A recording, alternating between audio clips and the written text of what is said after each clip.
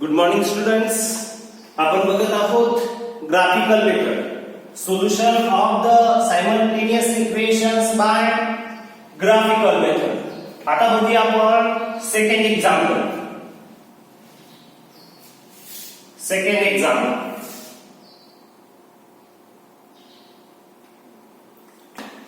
What is the second example here?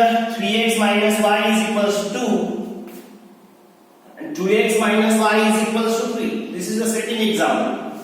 Now for the second example, again you have to prepare here the tables. Okay. First 3x minus y is equals to 2. This is the equation number first. हे equation first. आता तुम्ही y ची value काढा किंवा x ची value काढा किंवा direct table तयार करा.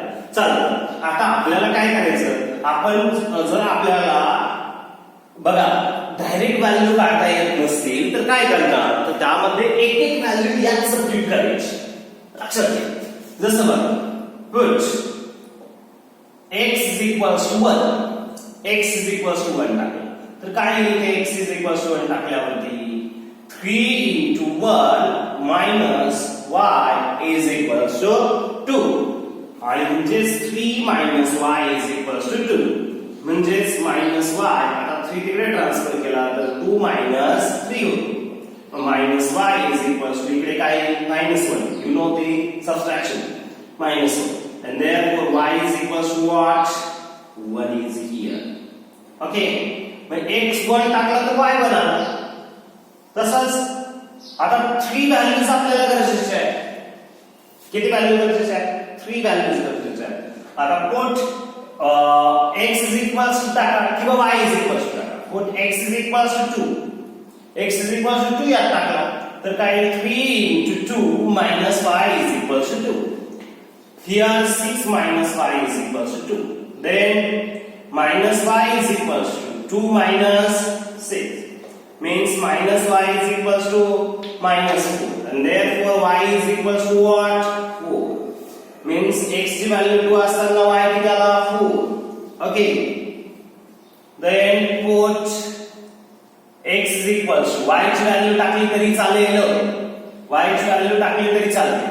Suppose y is equals to 0 टाकला मग x ची value काढा. चालतं तसं. y is equals to 0 टाकला 3x. सॉरी 0 ला तिथे डिवाइड होणार नाही म्हणून मी x ची व्हॅल्यू y ची व्हॅल्यू 3 1 टाकतो. 1 टाकली तर 1च येईल. y is equals to 1 टाकली तर आन्सर 1च येणार आहे. इथे y साठी वेगळी व्हॅल्यू की जेणेकरून त्याला डिवाइड झालं पाहिजे. एक लक्षात घ्या, व्हॅल्यू पण छोट्या टाकायच्या. 0 टाकल्यानंतर काय येतं ते बघूया. 0 टाकल्यानंतर इथे 0 2 म्हणजेच 3x is equals to 2 आला. x is equals to 2 upon 3 हा जो पॉइंट येतो तो प्लॉट करता येणार नाही. म्हणून मी y ची व्हॅल्यू अशी टाकतोय का जेणेकरून 3 ने तो इकडे गेल्यानंतर त्याला 3 ने डिवाइड झालं पाहिजे. लक्षात येते. म्हणजेच y ची व्हॅल्यू जर 4 टाकली 4 पण आलेली इथे 2 minus 2 टाकली. चला minus 2 टाकली.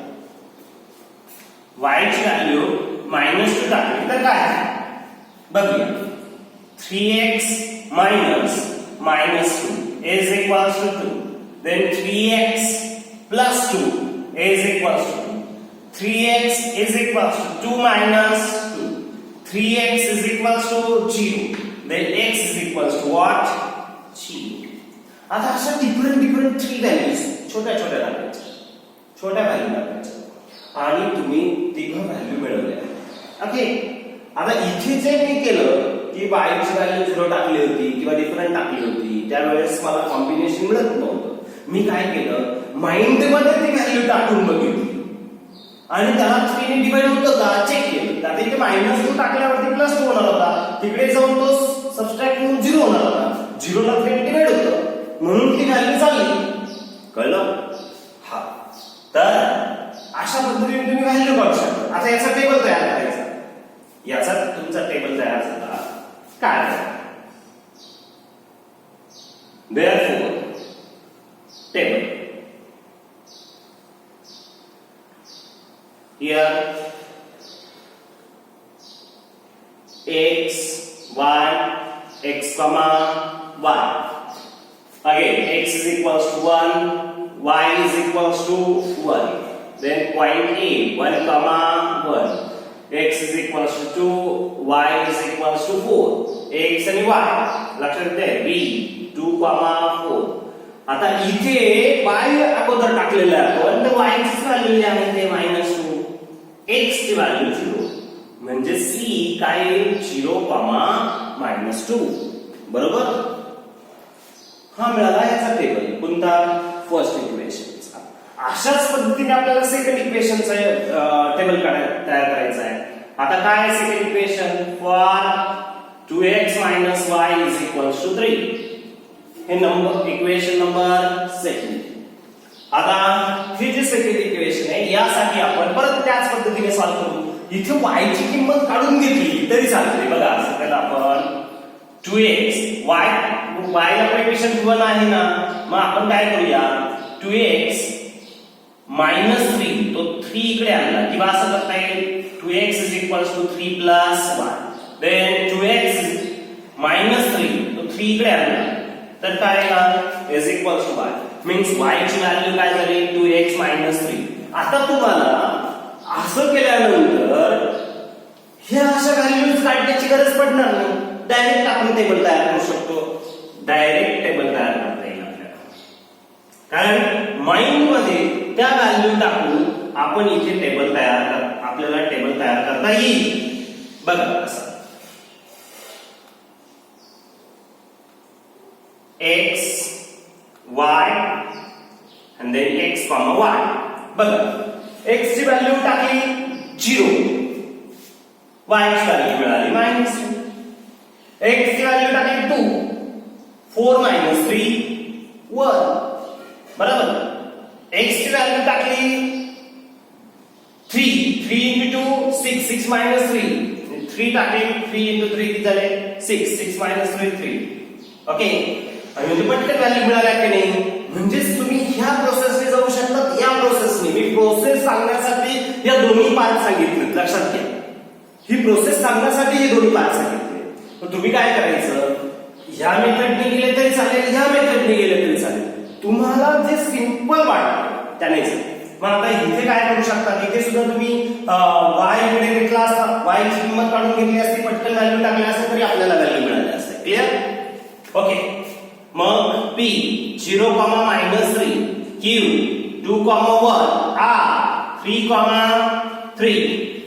आता PQR असेच नाव देऊ शकतात का? नाही तसं काही बंधन, तुम्ही कोणतेही नाव द्या. ओके, ABC PQR म्हणजे आपल्याला काय मिळाले, ह्या इक्वेशन साठी 3 सोल्युशन्स. या इक्वेशन साठी 3 सोल्युशन्स म्हणजे आपण या दोन इक्वेशनचे लाईन ग्राफ काढू शकतो, लाईन काढू शकतो ग्राफ पेपरवरती. बरोबर? आता मला काय करावं लागेल, परत हे जे चार्ट आहे तिकडे शिफ्ट करावे लागतील, म्हणजे आपण ती ग्राफिकल मेथड बघू शकतो. ओके, तुम्ही तसं यावरती तुम्ही एकदा नजर टाका, बघा एकदा काय आहे, कशा पद्धतीचा पार्ट आहे. तोपर्यंत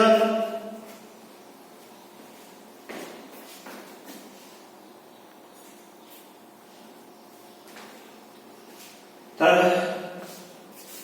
हे दोघं टेबल्स मी इकडे लिहिलेले आहेत. तुमच्या समोर ग्राफ पेपर आहे. तर बघा, पहिले काय लिहायचं, scale on both axis. 1 centimeter is equals to 1 unit because here very small values are there. लक्षात घ्या, स्केल याच्यावरती ठरतं, हे जे नंबर्स आहे यावरती ठरतं. पण ग्राफिकल मेथड मध्ये फार मोठ्या व्हॅल्यू राहणार नाही, त्यामुळे आपल्याला 1 centimeter is equals to 1 unit घ्यायचे. मग इथे x axis, here y axis. Okay, here उडीची 1 2 3 4 5 6 7 8. इकडे 1 2 3 4 5 6 7 8. इकडे -1 -2 -3, -4, -5, -6, -7. Here -1, -2, -3, -4, -5, -6. Okay. Now plot these points on the graph and draw the lines. Plot the points on the first equation on the graph and draw the line.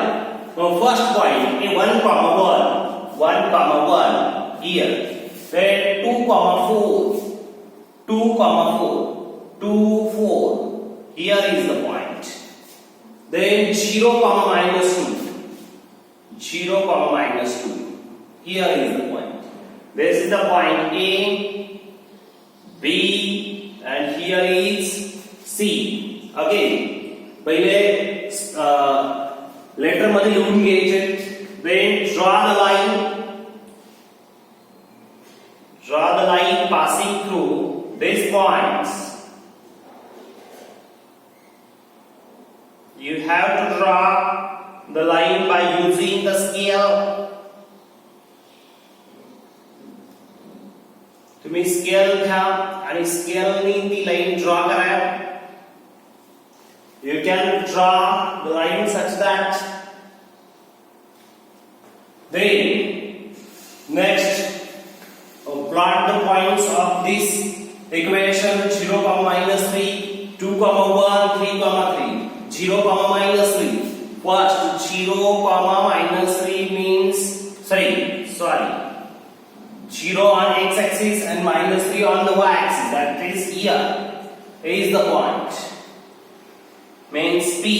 Then 2, 1. 2, 1. Here is the point. This is the point A and this is the point Q. R 3, 3. Here is another point. And now draw the equation. Draw the line passing through these points.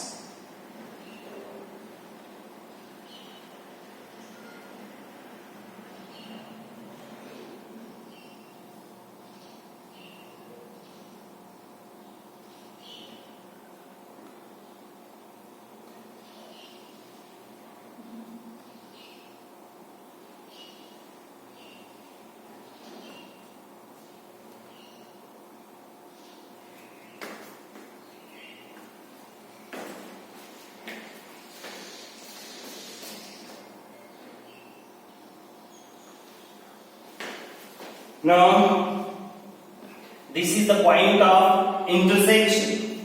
Okay, here the point is P. Here the point is P, here Q, and here R. Now this is the point of intersection H. What is the point?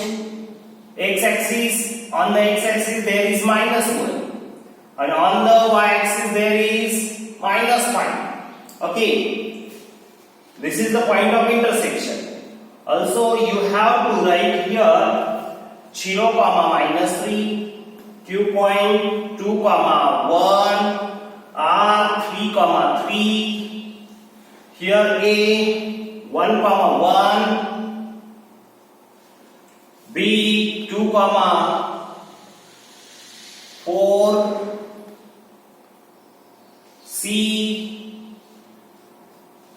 C point 0, -2. After writing these points, now here is your solution.